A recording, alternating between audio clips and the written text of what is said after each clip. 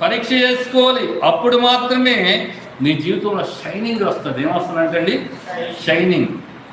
Hour names are shine. మన పేర్లేంటి?